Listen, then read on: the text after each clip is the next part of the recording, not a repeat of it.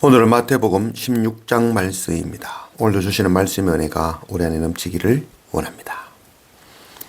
1절 바리새인과 사두개인들이 와서 예수를 시험하여 하늘로부터 오는 표적 보이기를 청하니 예수께서 대답하여 이르시되 너희가 저녁에 하늘이 붉으면 날이 좋겠다 하고 아침에 하늘이 붉고 흐리면 오늘은 날씨 굽겠다 하나니 너희가 날씨는 분별할 줄 알면서 시대의 표적은 분별할 수 없느냐. 악하고 음란한 세대가 표적을 구하나 요나의 표적밖에는 보여줄 표적이 없느니라 하시고 그들을 떠나가시니라. 예수님께서 오셔서 많은 기적과 이적과 표적을 보여주셨죠. 그럼에도 불구하고 바리새인과 사두개인들은 예수님께 나와 하늘로부터 오는 표적을 구하고 있는 것입니다.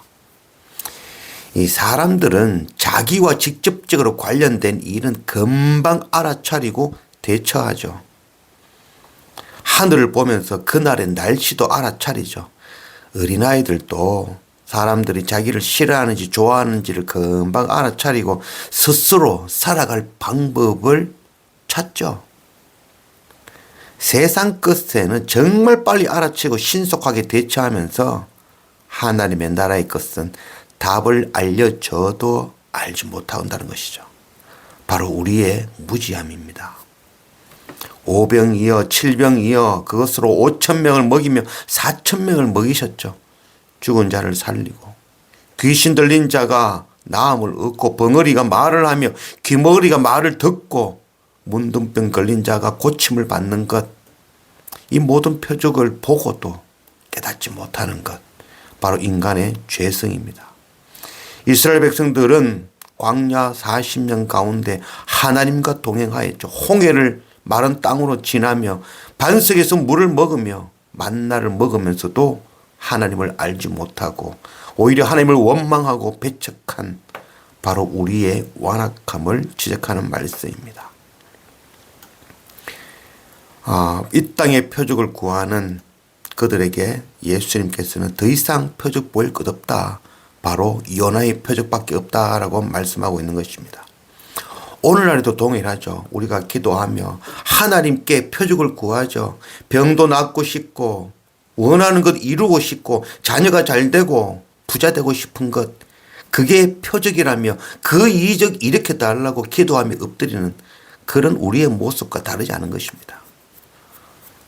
표적은 더 이상 필요 없죠. 바로 십자가 예수 그리스도가 바로 표적이죠. 3일 만에 부활하신 그 주님이 바로 표적이 되어진 것입니다. 15절 이르시되 너희는 나를 누구라 하느냐. 시몬 베드로가 대답하여 이르되 주는 그리스도시요 살아계신 하나님의 아들이시니이다. 예수께서 대답하여 이르시되 바요나 시몬아 네가 복이 있도다. 이를 네게 알게 한 이는 혈육이 아니요 하늘에 계신 내 아버지시니라. 또 내가 네게 이르노니 너는 베드로라. 내가 이 반석 위에 내 교회를 세우리니 음부의 권세가 이기지 못하리라. 너희는 나를 누구라 하느냐. 주님은 제자들에게 물어보셨죠. 그때 베드로가 대답합니다. 주는 그리스도시요 살아계신 하나님의 아들이십니다. 아멘. 이런 신앙 고백이 바로 우리에게 있어야겠죠. 예수 그리스도가 하나님이심을, 살아계신 하나님의 아들이심을 나타내는 것이 바로 십자가이죠. 그래서 오늘 말씀 가운데의 반석은 베드로를 의미하는 것이 아니라 베드로의 그 신앙 고백이죠. 바로 그리스도는 하나님의 아들이라는 것, 구원이 되신다는 것, 반석이 되신다는 것, 바로 주님의 십자가 위에 교회를 세우겠다라고 말씀해 주신 것이죠. 고린도전서 10장 4절 다 같이 신령한 음료를 마셨으니 이는 그들을 따르는 신령한 반석으로부터 마셨음에 그 반석은 곧 그리스도시라. 반석은 바로 그리스도 십자가 예수 그리스도입니다. 그 위에 주님의 교회를 세우겠다라고 약속해 주신 것이죠. 그러나 가톨릭에서는 이 말씀을 오해하고 베드로 위에 교회를 세운다라고 얘기했던 것이죠. 그래서 베드로의 무덤 위에 세워진 교회가 바로 성 베드로 성당인 것입니다. 이스라엘에 가면 베드로의 그 생가, 베드로의 살았던 그 집 위에다가 성당을 지어놓기도 하였죠. 그러나 우리가 분명히 알아야 될 것입니다. 교회는 베드로 위에 세우는 것이 아니라 바로 그리스도, 예수 그리스도, 살아계신 하나님의 아들, 정말 반석 되시는 바로 예수 그리스도 십자가, 그 기초 위에 세워져야 되는 것입니다. 우리 한 사람 한 사람도 바로 하나님의 성령이 거하시는 성전이죠. 우리가 세워지는 것도 바로 십자가, 예수 그리스도 그 위에 세워져야 되는 것입니다. 21절, 이때로부터 예수 그리스도께서 자기가 예루살렘에 올라가 장로들과 대제사장들과 서기관들에게 많은 고난을 받고 죽임을 당하고 제3일에 살아나야 할 것을 제자들에게 비로소 나타내시니 베드로가 예수를 붙들고 항변하여 이르되 주여 그리 마옵소서, 이 일이 결코 죽게 미치지 아니하리이다. 예수께서 돌이키시며 베드로에게 이르시되 사탄아 내 뒤로 물러가라, 너는 나를 넘어지게 하는 자로다. 네가 하나님의 일을 생각하지 아니하고 도리어 사람의 일을 생각하는도다 하시고, 구약 말씀에 바로 요나의 표적, 그 표적을 이루시는 십자가, 그 십자가의 고난과 3일 만에 부활하실 것, 그것을 비로소 제자들에게 가르치기 시작하신 것이죠. 그때 베드로는 오해한 것이죠.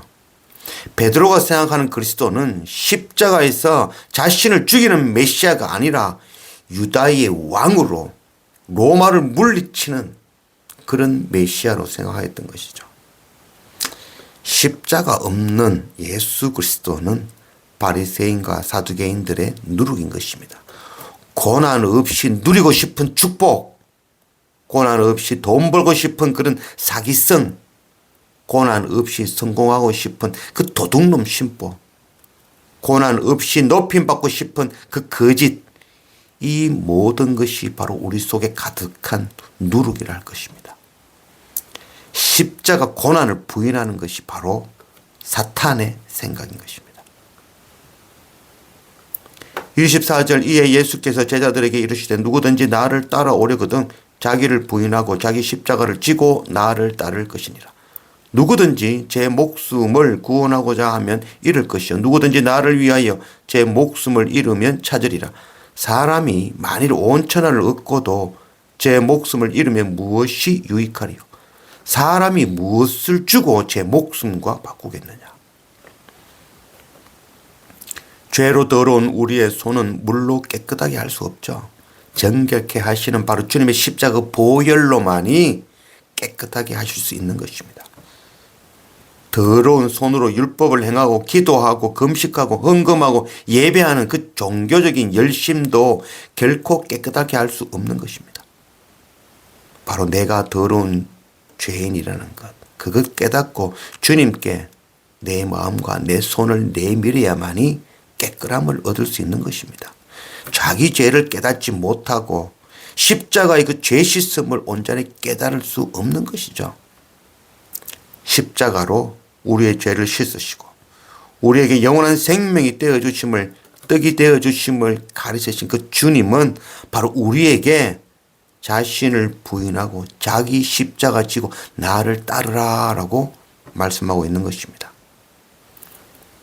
갈라디아서 2장 20절, 내가 그리스도와 함께 십자가에 못 박혔나니 그런즉 이제는 내가 사는 것이 아니요 오직 내 안에 그리스도께서 사시는 것이라. 이제 내가 육체 가운데 사는 것은 나를 사랑하사 나를 위하여 자기 자신을 버리신 하나님의 아들을 믿는 믿음 안에서 사는 것이라. 우리가 주님과 함께 십자가에 나를 못 박아 죽이기를 원합니다.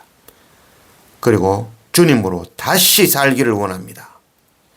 주님을 믿는 그 믿음으로 나의 십자가 지고 주님을 따라 나아가는 그런 우리 모두가 되어지기를 원합니다.